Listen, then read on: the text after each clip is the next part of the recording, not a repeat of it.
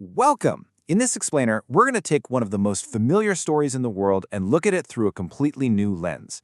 Not just as history, but as a symbolic map for a personal journey. The Nativity story. We all know it, right? Three magi from the east see a star, they follow it, and they bring gifts to a newborn king.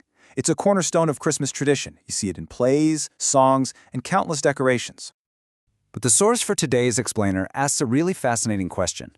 What if this physical journey across deserts and mountains was also an allegory, a kind of step-by-step guide to finding a deep, life-changing wisdom? So that's what we're diving into. We're looking at a specific interpretation that frames the Magi's quest as a four-step path of wisdom, turning their ancient trek into a modern guide for a personal journey. Okay, first things first, let's just clarify who these travelers were. The source is really clear on this. The term magi here doesn't mean sorcerers or magicians. Think of them as wise men, scholars from the Babylonian region who studied astronomy, philosophy, and foreign scriptures, all in a search for knowledge. They weren't just wandering aimlessly, they were following a specific prophecy about a star that would rise out of Jacob. So, how does this journey become a map for us? Well, it all starts with the first two crucial steps, which basically boil down to this: spotting a sign, and then knowing who to ask for directions. The very first step on this path is recognizing a sign in the darkness. For the Magi, it was a literal star, only visible against the night sky. The metaphor here is that a spiritual sign often appears during our own moments of personal darkness, offering a single point of light to follow. And the source connects this to a passage from Scripture, arguing that just like a physical light cuts through the night, a moment of insight or divine light can illuminate your heart, setting you on a totally new path. Now, this is interesting. The star didn't lead the Magi straight to their destination.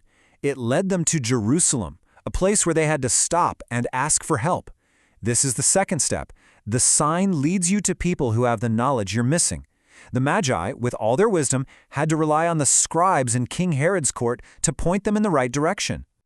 So, just to recap the beginning of this journey. First, you get a sign in the darkness. Second, that sign guides you to people who can help interpret the next part of the path. Let's move on to the third step, which introduces a powerful metaphor that is absolutely central to this whole interpretation. It's the moment the journey shifts from following a star to reading a map. And here's a crucial turn in the journey. The experts in Jerusalem didn't offer their own opinions. They pointed to a specific written text, the Scriptures, that pinpointed the exact location. In this interpretation, that's step 3, moving from human guides to a foundational, unchanging text. To really get the next idea, we need to understand this: a tuning fork. It's a simple tool that vibrates at a specific frequency, like A 440 Hz. It provides an unchanging, universal standard that allows an entire orchestra, with dozens of different instruments, to tune together and create harmony instead of just chaos. So this slide visualizes the source's central metaphor. It argues that just as an orchestra needs a tuning fork for musical harmony, a life needs an absolute standard, here, the Bible, for moral and spiritual harmony. Without that shared standard, the source claims, life becomes dissonant with everyone just playing their own tune. And this direct quote from the source really drives the idea home. The perspective here is that the Scriptures are not for debate, but for alignment. An absolute pitch that you're meant to tune your life, your family, and your decisions to in order to achieve a harmonious outcome. Following this map leads to the climax of the journey. This brings us to the fourth and final step, the destination, and the profound meaning they find when they get there. So after the scribes pointed them to the prophecy, the star actually reappeared and guided the Magi on the final few miles. The fourth step is that the map, the Scriptures, ultimately leads to a direct personal encounter with the king. This is framed as the goal of the entire journey. And this just brilliantly illustrates that the encounter was one of revelation. The gifts they brought weren't random. In this view, they were deeply symbolic. The gold was for a king, acknowledging his royalty. The frankincense, an incense used by priests, acknowledged him as an intercessor. And the myrrh, an embalming spice, prophetically acknowledged his future sacrifice and death. And so here it is, all laid out, the path of wisdom.